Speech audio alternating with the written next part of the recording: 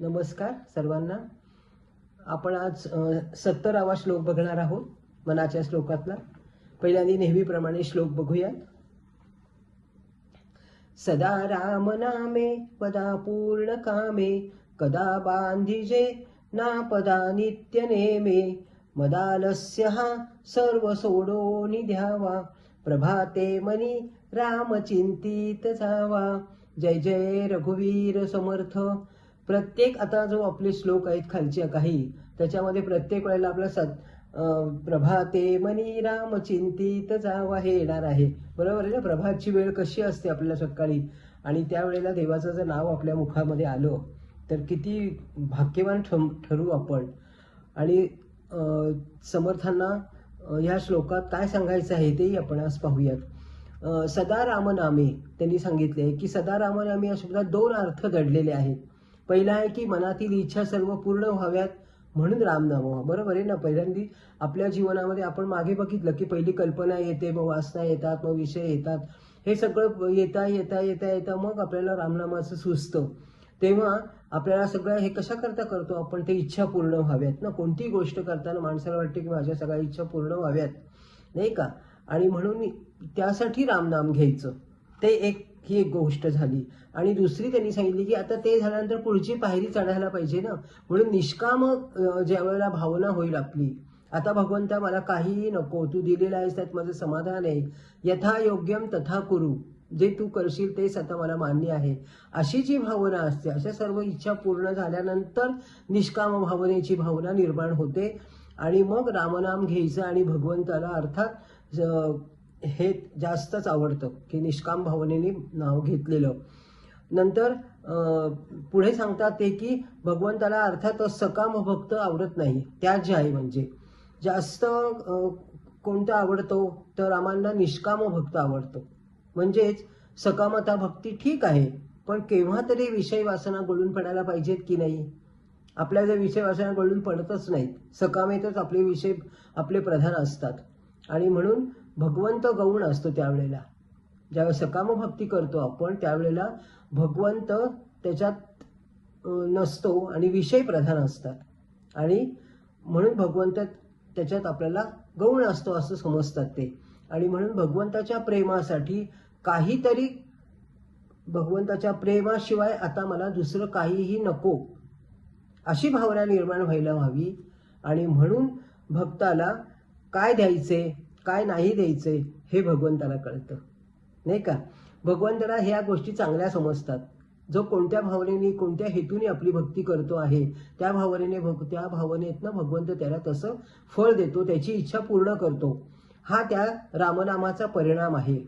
म्हणून कुठलीही गोष्ट करताना भगवंत हेतू तपासतो. आपल्याला हे शास्त्रात खूप वेळा उदाहरणं मिळालेली आहेत की कोणत्या हेतूने तुम्ही काम करत आहात, कोणत्या हेतूने तुम्ही भगवंताचं नाव घेताय, कोणत्या हेतूने तुम्ही पूजा करताय, कोणत्या हेतूने तुम्ही मागणी करताय. हे सगळं भगवंताला समजतं, कारण तो हृदयस्थ आहे. सर्वस्व चाहम हृदयसन्निविष्टो, गीताकारांनी म्हटलेलंच आहे. आणि म्हणून भगवंताशिवाय आता मला काहीही नको अशी जेव्हा वृत्ती तयार व्हायला लागते त्यावेळेला समर्थ म्हणतात की आता ह्याच्यासाठी काहीतरी करावं लागेल. मग काय करावं लागेल तर आपण काय करणार सामान्य लोक, आपण उपासना करतो, नाही का. आणि मग उपासनेचं सगळं त्यांनी सांगितलं की उपासना केलेली श्रेष्ठच आहे, पण त्याच्यामध्ये आपल्याला नित्य नियम पाहिजेत. जर नित्य नियम असेल ते सर्वात महत्त्वाचं आहे. ते म्हणजे कसं, आपण बघा जेवण करतो, नोकरी करतो, घरकाम करतो, टीव्ही सिरियल्स बघतो, या सगळ्या गोष्टी आपण करत असतो, पण त्याचा कधी नियम आपला चुकतो का? नाही चुकत. आपण त्या कशा नित्य नियम, सिरियलची वेळ झाली की आपण सगळे टीव्ही जवळ बसतो. कसं आहे हे कसं समजतं, हे कसं आपल्या लक्षात येतं, खंड पडत नाही कधी पण, कारण पुढचं काय आहे ते आपल्याला कळायला पाहिजे म्हणून. तसंच समर्थ म्हणतात उपासनेमध्ये सुद्धा तुम्ही जसं तुम्ही नोकरी वाचून राहत नाही, जेवणा वाचून राहत नाही, तसे तुम्हाला असं वाटलं पाहिजे की आता मी देवा वाचून पण मी राहणार नाही, अशी जेव्हा भावना होते त्यावेळेला भगवंताला खऱ्या दृष्टीने वाटतं की हा माझी भक्ती करत आहे. आणि म्हणून आता त्याचं भगवंताचं काही अडतं का? नाही अडत. पण माणसाला कधी कधी असं वाटत नाही की त्याचा जसं गाणं गातात त्यावेळी त्याचा रियाज करावा लागतो.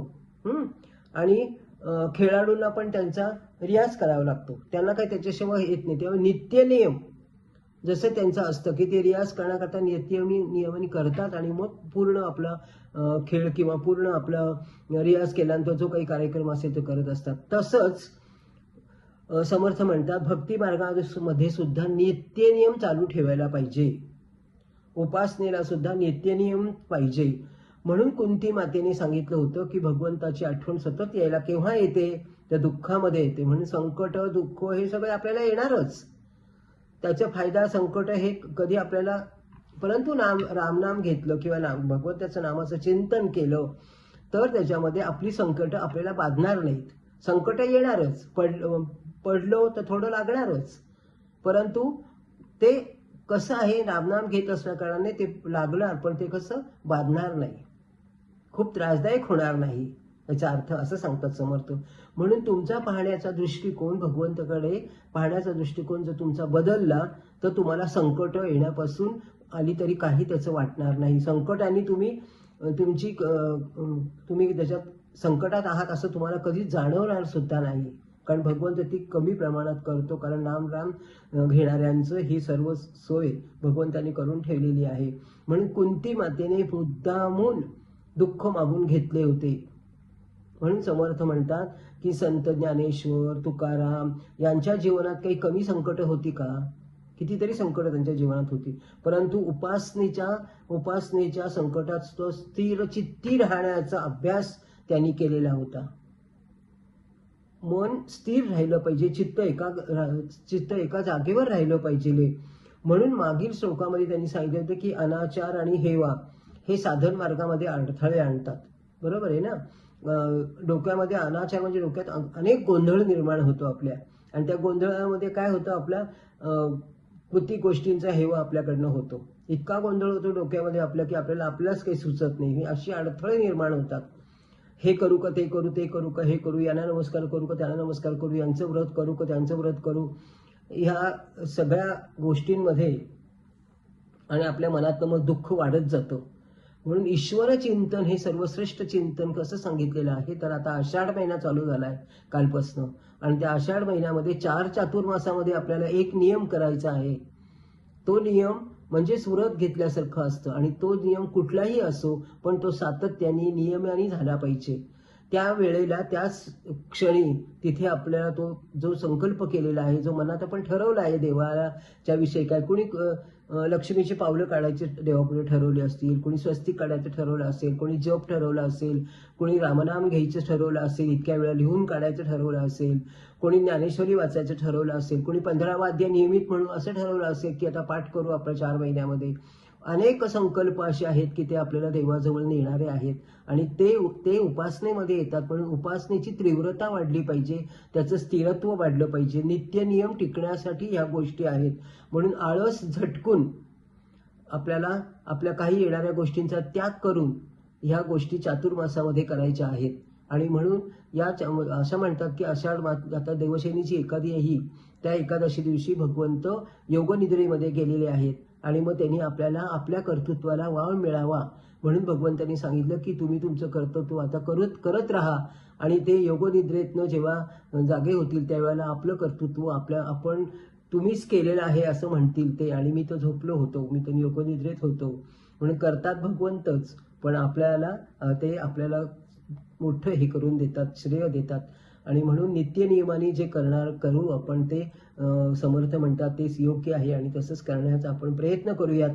आणि या आषाढात आपण संकल्प करूया एखादा, आणि समर्थांना सांगूयात की आम्ही हे करण्याचं ठरवलेलं आहे, असं म्हणून मी माझं पुष्प भगवंताजवळ अर्पण करते आणि तुम्हाला सगळ्यांना नमस्कार करते. नमस्कार.